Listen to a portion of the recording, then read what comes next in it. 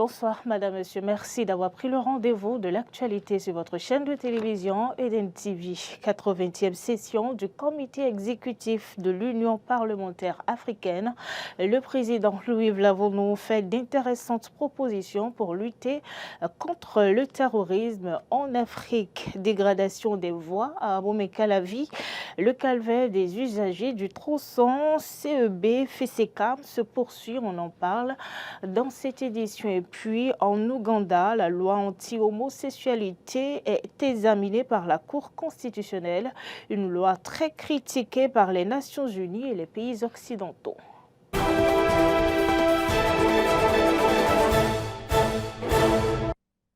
Du 11 au 15 décembre 2023 à Abidjan, en Côte d'Ivoire, le président de l'Assemblée nationale, Louis Vlavonou, a participé à la 80e session du comité exécutif de l'Union parlementaire africaine et à la 45e conférence des présidents des parlements africains, conférence au cours de laquelle il a lancé un appel à plus de synergie dans la lutte contre le terrorisme et l'insécurité en Afrique. Le président Louis Vlavonou a levé un compte voile sur les efforts et les stratégies du gouvernement béninois pour contenir la menace terroriste. Lesquels efforts ont trait à l'investissement, à la restructuration des forces armées et de sécurité et à la réforme de l'État civil. Aussi a-t-il plaidé lors de cette conférence africaine pour plus de coopération entre les pays pour collectivement faire face au mal qui allonge la liste des facteurs et réduise les effets des efforts pour le développement en Afrique. Et sur le second thème, développement du commerce intra-africain en vue de la mise en œuvre effective de l'agenda de l'intégration régionale africaine, le président du Parlement béninois a regretté les barrières physiques et immatérielles inutiles, de même que les tracasseries qui plombent l'effectivité de l'intégration et le marché africain. Ainsi, il a appelé à plus d'actions pour enfin voir l'économie se renforcer avec les échanges intracommunautaires, car pour un marché commun efficace, il faut la sécurité et la stabilité politique, a-t-il notifié. Vous le savez, Madame, Monsieur, ce samedi 16 décembre s'est tenu au Palais des Congrès de Cotonou le congrès extraordinaire du parti UDBN qui a consacré la mutation du parti de sa dénomination précédente à celle de Renaissance nationale. Et au lendemain de ces assises, le bureau exécutif national du parti a jugé quand même nécessaire de faire des mises au point au grand public quant à l'idéologie du parti. On va suivre ici au micro de Clémence Tonoucoin les propos du docteur Mohamed Awali Akintola, qui est responsable du pôle des communicants du parti Renaissance nationale. Il faut d'entrée rappeler que l'UDBN était un parti à ancrage national, régulièrement enregistré au ministère de l'Intérieur et de la Sécurité publique, disposant de toutes les structures fonctionnelles et répondant à tous les critères exigés par la charte des partis politiques et le code électoral en vigueur en République du Bénin. C'est d'ailleurs ce qui justifie sa participation régulière aux élections communales de 2020 et aux élections législatives de 2023 en République du Bénin.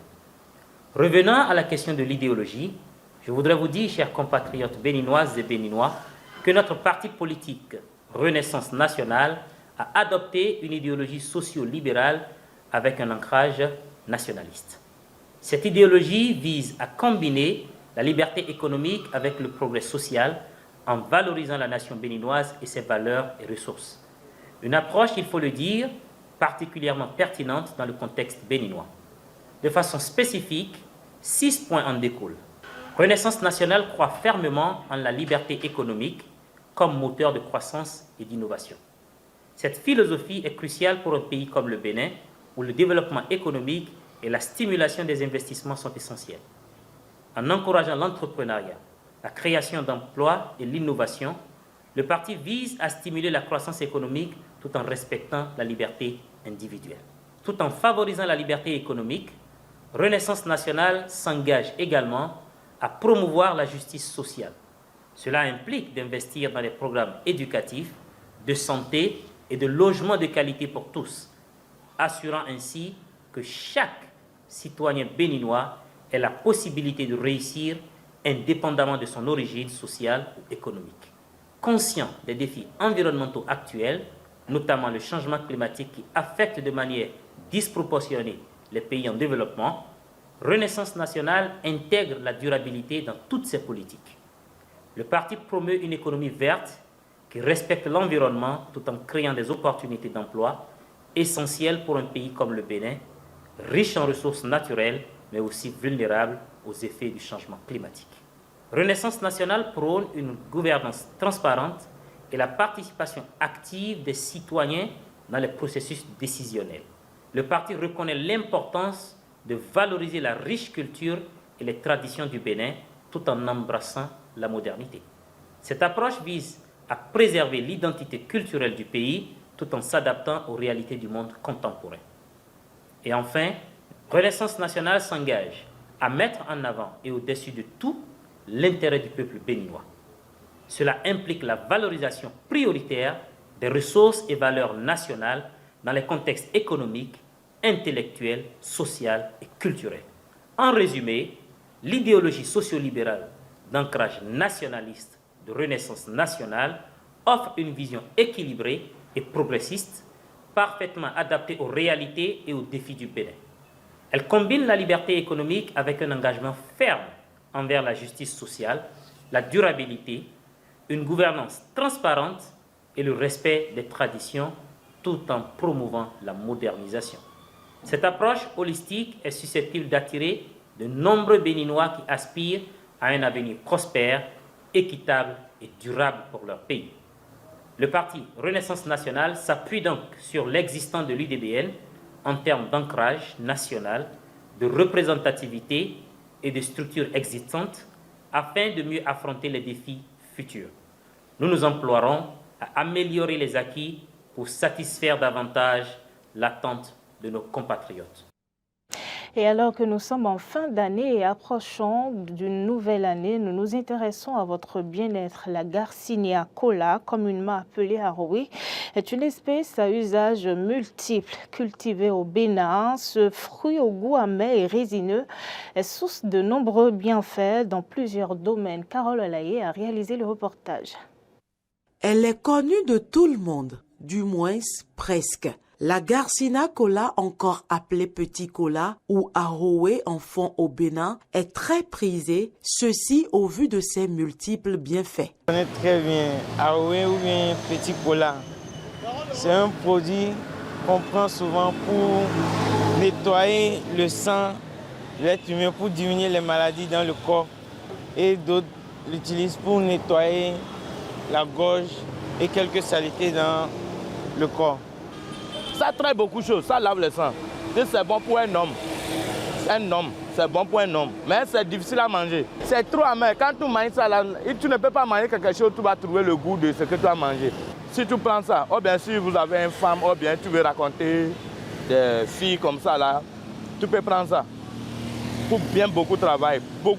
Le petit cola n'est pas seulement un remède curatif naturel de premier choix. Il fait également des merveilles au plan spirituel. Quand moi je vais prendre la voie pour aller loin, oh ben, si je vais aller, s'il y a une invitation là, on m'a invité là où que j'ai peur de manger des choses, donc je peux manger ça. Si je mange ça, oh ben, je garde ça comme ça dans la bouche. Je peux consommer les trucs, bon, si que tu as un peu de la personne qui a préparé, on me compte poison. Ça, KO. Ça chasse aussi les mauvais esprits. Moi je suis Zemiaman. Si moi je vais travailler la nuit, je prends ça avec certaines feuilles, avec attaquon là. Même si tu es cadavre décédé, moi je peux te prendre. Si tu es n'importe quoi, moi je peux te prendre, je n'ai pas un peu. Parce que ça chasse les mauvais esprits, les choses qui vont te faire du mal là. Oh ben mauvais gens là, ça chasse ça. Des bienfaits confirmés par l'herboriste Jacques Yessitin. Ça corrige les infections des yeux et des oreilles. En dehors de ça, c'est un cola, oui. Ses feuilles, dis donc, sont très très importantes pour la vie humaine. Un enfant qui n'allait pas à la selle, si nous prenons ces feuilles, ajoutez simplement le kesu-kesu communément appelé, et que qu'on chauffe, on donne à cet enfant, il va normalement à la selle. Et le fait qu'il se chauffe de lui-même cesse. C'est-à-dire, ça corrige les problèmes d'infection. C'est une plante qui nous aide à pouvoir bien gérer nos besoins sexuels. Parce que sans quoi, nos mères, ce sont nos femmes, ne nous aiment pas trop quand il n'y a pas ça dans le foyer. La consommation abusive de la Garcinia cola reste un danger pour la santé humaine. Aujourd'hui commercialisée un peu partout, dans les marchés, dans les feux tricolores et même aux abords des voies, on se demande si le petit cola est aussi rentable.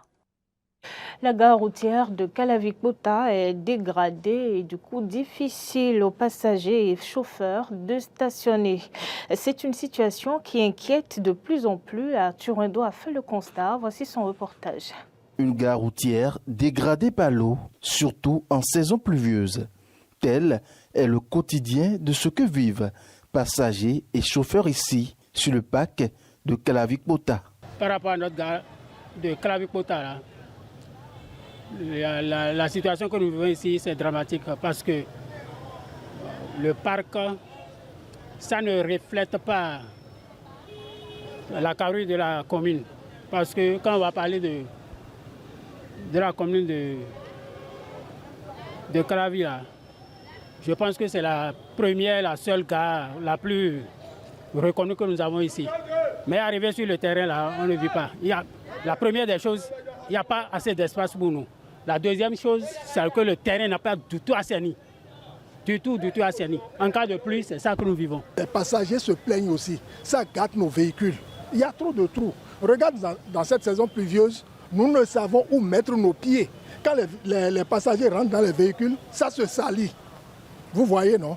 Donc c'est un peu ça. Même s'il est vrai que ce conducteur reconnaît les efforts fournis par le premier responsable du parc, la situation reste toujours gênante. Il y a le premier responsable de la gare routière qui essaie, avec ses forces personnelles, d'envoyer quelques camions de sable dans l'eau. Aujourd'hui, ça a débordé la vase, sinon ce serait déjà fait depuis. Sable, gravier ne cesse d'être déversé ici. Le chef parc n'a jamais cessé d'agir quand il le fallait. On est en train de faire, on prend sable, on prend caillasse, on met ça dedans, mais chaque jour la pluie tombe, mais il y a beaucoup de l'eau sur le parc. Mais ce n'est pas que c'est là, mais sur les pavés de Cotonou, même goudron, même l'eau tombe, mais la pluie tombe comme ça, tout quartier qui est inondé. Pour ce passager, ne maîtrisant pas les efforts que fournissent les responsables du parc, il y a de quoi se plaindre. Vraiment, c'est pas bon que le lot l'a resté ici. Parce que la voiture venue ici, là, elle met dans le trou. C'est pas bon le truc là. Parce que les clients viennent ici pour passer là. Parce que le voiture met dans l'eau les clients. Bon, juste que c'est pas bon. Ainsi donc, conducteurs et clients interpelle les autorités compétentes. Le premier responsable qui est l'autorité communale doit penser à nous. Il y a même des pavés en instance à l'arrière-cour de la mairie que le premier responsable avait sollicité quelques de ces pavés-là pour la gare routière, ce qui n'a pas été fait. Donc nous exhortons la première autorité de la commune de Calavi de jeter un coup d'œil sur la gare routière de Calavi. Moi, je demande au maire d'avoir une pensée, une idée sur la gare pour que la gare soit réellement assainie. Sinon, ça ne nous arrange pas du tout. Nous, les chauffeurs, on n'a pratiquement pas une situation reluisante ici. Parce que le maire, vous venez voir, mais les trucs là, le sable, le truc là, c'est bon. Le lot n'est pas resté ici. Il est à préciser que cette gare routière est l'une des anciennes gares routières d'Abomey-Calavi. Et on reste dans la commune d'Abomey-Calavi. Les usagers du tronçon CEB Fessekam vivent depuis quelques années le matière dans leurs déplacements. Principale raison, la dégradation de la voie, une situation qui les amène à interpeller les autorités en charge des infrastructures. Circuler sur le tronçon CEB Fessekam dans la commune d'Abomey-Calavi est pour les usagers et les riverains un parcours de combattants. L'état de dégradation avancé de cette voie est un souci permanent pour les populations. Tout est dégradé, on ne peut plus passer. S'il y a plus du moins ça, on ne peut plus passer. Tout est dégradé et les piétons, y compris également les motocyclistes, on ne trouve pas assez pour passer. La voie, elle n'est pas du tout praticable. Surtout en saison pluvieuse, elle n'est pas du tout praticable. Et ça influe en fait sur la vente. Ça influe beaucoup sur la vente. Des fois là on vient, on reste là toute la journée, on ne vend rien. Bientôt la mairie va passer, l'impôt aussi. Et voilà l'état de la voie. Ça ne va pas du tout. Cette dame qui tient son commerce sur le tronçon a dû prendre par le passé des camions de sable pour faire le remblai en face de sa marchandise. Fatiguée, elle n'a pu le faire cette année du fait de la mi-vente. Et voici le résultat. Les usagers et les riverains implorent les autorités à divers niveaux pour le reprofilage de cette voie. J'invite le maire, les autorités de nous venir en aide par rapport à la voie de Fessekam vers la CEB. La mi-vente, nous qui avons loué les boutiques, on a du mal à payer nos employés. Si déjà ils peuvent trouver une solution par rapport à ça, ça nous aiderait beaucoup, honnêtement. Honnêtement, si les autorités peuvent nous aider sur ce point-là, ça va beaucoup nous soulager. Ils n'ont qu'à essayer de trouver une solution. Et si déjà ils peuvent envoyer, comment dit-on, ceux-là qui arrangent un peu pour qu'ils fassent quelque chose, quoi. Sinon, honnêtement... Le maire de la commune d'Abomey-Calavi et son conseil communal sont donc interpellés. Vivement que cela soit l'un des premiers chantiers du nouveau chef d'arrondissement central d'Abomey-Calavi, Franck Doro, installé le mercredi 15 novembre dernier. En interactualité, le 18 décembre passé, la Cour constitutionnelle ougandaise a commencé à examiner un premier recours contre la loi anti-homosexualité. Cette loi a été très critiquée par les Nations Unies et les pays occidentaux. Sadio Morel Kanté, journaliste spécialiste de l'Afrique, donne des précisions sur ce test juridique contesté. Alors, le contenu est que cette loi va réprimer jusqu'à la peine de mort allégée en prison à vie pour des gens qui seront pris en flagrant délit d'actes homosexuels. Alors, ça, c'est parce que je crois que le président ougandais veut plaire à ses partisans, à ses futurs électorats, même si c'est un pouvoir dur qui est là-bas, il a quand même des gens qui le soutiennent, qui veulent leur plaire, et peut se passer dans ce cas de l'aide de la GOA des États-Unis. Et beaucoup d'Africains pensent aujourd'hui que les aides extérieures ne développent pas un pays. Et donc, il va s'en passer pour tenter, pour essayer d'être dans la même ligne que ses compatriotes qui n'aiment pas, on le sait, la plupart des Africains sont dans le déni de l'homosexualité, et cela est d'autant plus exacerbé que les trois religions que nous avons dans le monde condamnent également l'homosexualité. Alors, beaucoup d'Africains également perçoivent depuis le président Obama que les Américains surtout veulent imposer ce qui est possiblement acceptable chez eux à des peuples qui n'ont pas cela dans leur culture. Donc, on avait vu que Macky Sall avait répondu par la négative à Obama au Sénégal. On a vu que le président Mugabe aussi avait dit à Obama que s'il veut vraiment un mariage homosexuel, qu'il l'enceinte d'abord, ensuite il acceptera d'imposer l'homosexualité dans son pays. Donc la plupart des pays africains sont contre ça, et si le président ougandais qui prend des mesures extrêmes, parce qu'on va dire que le café est cher payé pour ce que les gens qui n'ont pas fait exprès ont des tendances de leur vie, des orientations dans leur vie qui n'ont pas choisi, et la répression qui va en suivre. Heureusement qu'il y a une pétition en cours qui veut que la loi soit allégée ou sinon même enlevée pour que les droits de l'homme puissent être exercés. Mais c'est que le président ougandais veut plaire à ses compatriotes avant tout, avant les Américains. Et c'est la fin de cette édition de journal. Nous vous remercions, Madame, Monsieur, de nous avoir suivis. Passez une bonne soirée.